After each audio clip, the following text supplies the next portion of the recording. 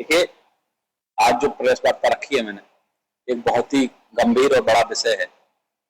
यहाँ पर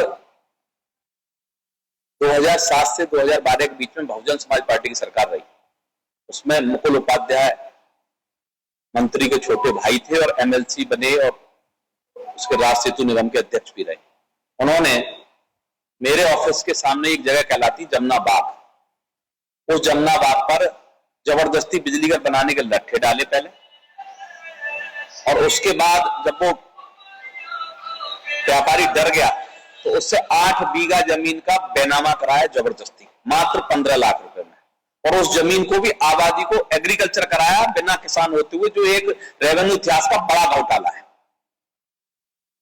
और वो परिवार हाथरस से पलायन कर गया और बहुत सारे व्यापारी हाथरस से पलायन किए। उस समय सैकड़ों घटनाएं हुई। उसमें हरियाई हॉस्पिटल भी था जिसपे कब्जा किया उनके भाइयों ने। और उसी मुकुल उपाध्याय का जब मैंने चुनाव में चेयरमैनी में उनको हराया नगर पालिका में, यहाँ उनकी पत्नी को, तो 2019-20 में जब माननीय योगी आदित्यनाथ की सरकार यहाँ रही, उस वैश्य परिवार को हाथरस लाकर उसका पुनः कब्जा हम लोगों ने कराया।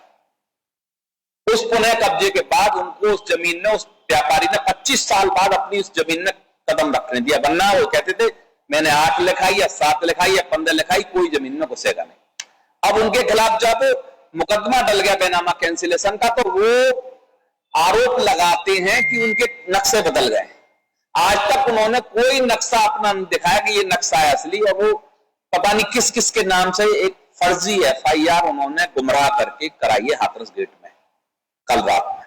और उस FIR में संभावना के आधार पर FIR, मेरी आज तक ये समझ नहीं आया संभावना के आधार पर FIR होती कैसे है। और जिस विषय पर वो FIR करा रहा है उसकी कमिश्नर महोदय जांच कर चुके हैं, जिलाधिकारी की जांच हो रखी है। सभी ने कहा है सिविल केस चल रहा है, मुकदमा चल रहा है, बेनामा कैंसिलेशन चल रहा है, इस तरह की जांच का औचित्य नहीं है। और कौन ऐसा अधिकारी है जो उस समय उन नक्शों को बदल देगा, जिनको नक्शे से क्या मतलब, सरकारी कर्मचारी को रखा है। ऐसे लोगों के कारनामे अब भी रुक नहीं रहे।